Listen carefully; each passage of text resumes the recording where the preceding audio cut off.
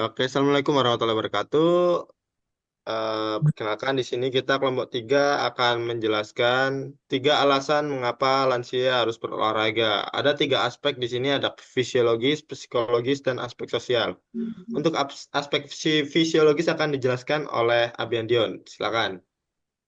Pada lansia, perubahan fisiologi merupakan bagian alami dari proses penuaan yang kompleks. Meskipun tidak semua perubahan terlihat secara langsung, lansia memiliki dampak signifikan pada kesehatan dan kesejahteraan.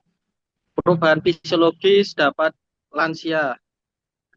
terlihat pada lansia terjadi meliputi penurunan kekuatan otot, osteoporosis, penurunan fleksibilitas, penurunan keseimbangan, serta penurunan fungsi kardiovaskuler. Kemudian akan dilanjut dengan Mas Izan. Baik, eh, mungkin alasan kenapa lansia ini harus berolahraga ya. Secara fisiologis, pertama, penurunan otot di usia lansia itu sangat sangat mempengaruhi dan dan penurunan otot itu terjadi karena memang kalau saya tidak salah itu dalam penelitian itu 35 umur 35 ke atas itu akan mengalami sarkomenia atau penurunan massa otot.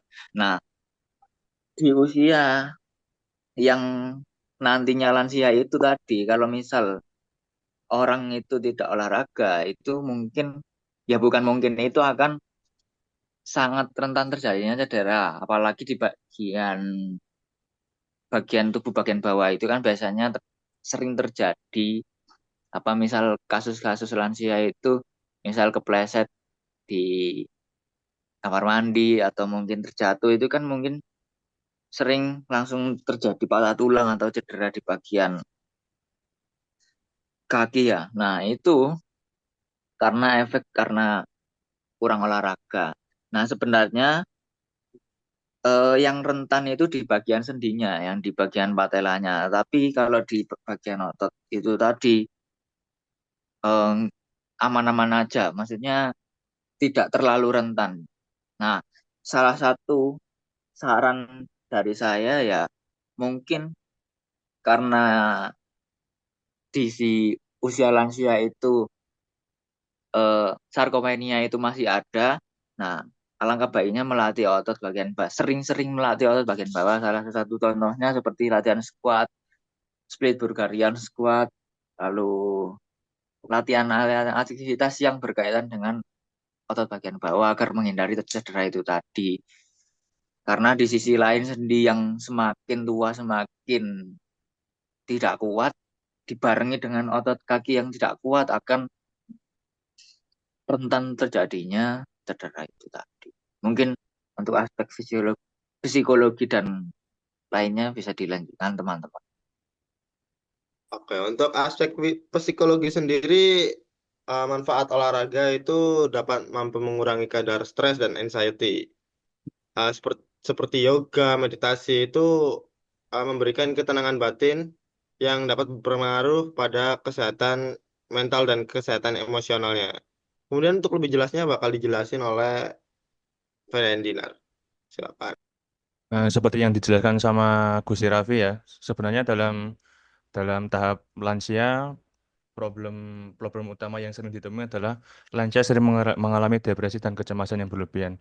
Hal ini bisa disebabkan karena satu, kehilangan pasangan hidup, kehilangan teman-teman sebaya, pensiun dan perubahan aktivitas fisik secara mendadak. Melalui olahraga dengan intensitas ringan seperti yang dijelaskan Mas Raffi tadi, seperti meditasi, yoga, melakukan senam pagi setiap hari. Kemudian sekedar jalan-jalan pagi itu dapat mengurangi rasa gelisah, khawatir berlebihan serta dapat menghidupkan kembali minatnya dalam menjalani hidup. Kemudian selain itu, dengan melakukan olahraga yang rutin, secara tidak langsung akan memperbaiki kualitas tidur lansia sehingga dapat memperpanjang harapan hidup dari lansia tersebut. Untuk aspek sosial bisa dilanjutkan oleh Mbak Anggi.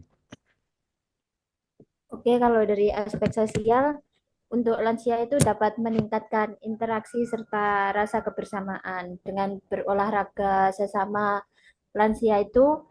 Jadi lansia dapat mendapatkan kesempatan untuk berinteraksi serta dapat mengurangi rasa kesepiannya dan yang dapat mempengaruhi kondisi moralnya. Selanjutnya dapat dijelaskan lagi oleh Mas Torik.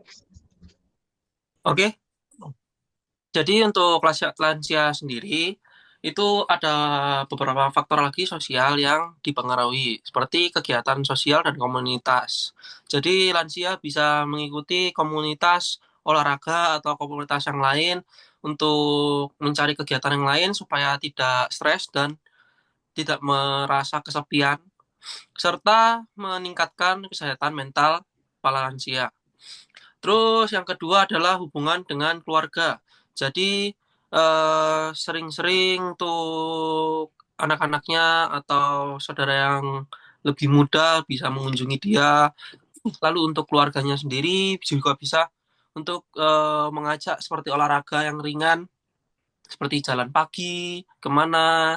Terus untuk olahraga yang lain seperti ya bisa lari juga, yang olahraga ringan lah. Terus yang ketiga yaitu program pemerintah atau lembaga. Jadi lansia juga bisa dikontrol kesehatannya dan kesehatan mentalnya dari kegiatan posyandu lansia. Terus yang keempat adalah teknologi untuk berkomunikasi, yaitu untuk anak-anaknya sendiri tidak bisa datang atau menghadiri orang tuanya, bisa eh, berkomunikasi melewati telepon atau video call. Terus yang kelima yaitu kegiatan relawan atau keagamaan. Nah, di sini ada berbagai macam relawan ya. Di lingkup olahraga pun juga ada relawan.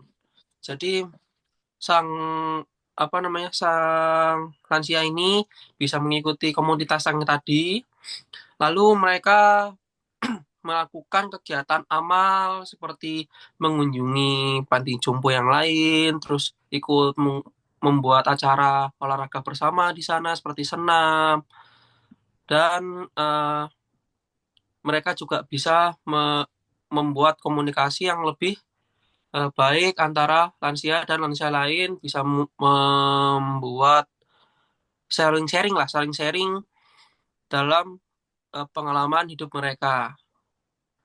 Terus interaksi sosial ini aktif tidak hanya memperkuat rasa kebersamaan, tetapi juga dapat mencegah penurunan kognitif, mengurangi resiko depresi, dan meningkatkan kualitas hidup secara keseluruhan bagi lansia. Oke, Mas Abian, sudah dari saya. Baik, itulah presentasi dari kelompok 3. Terima kasih. Wassalamualaikum warahmatullahi wabarakatuh. Waalaikumsalam warahmatullahi wabarakatuh. Waalaikumsalam warahmatullahi wabarakatuh. Selesai.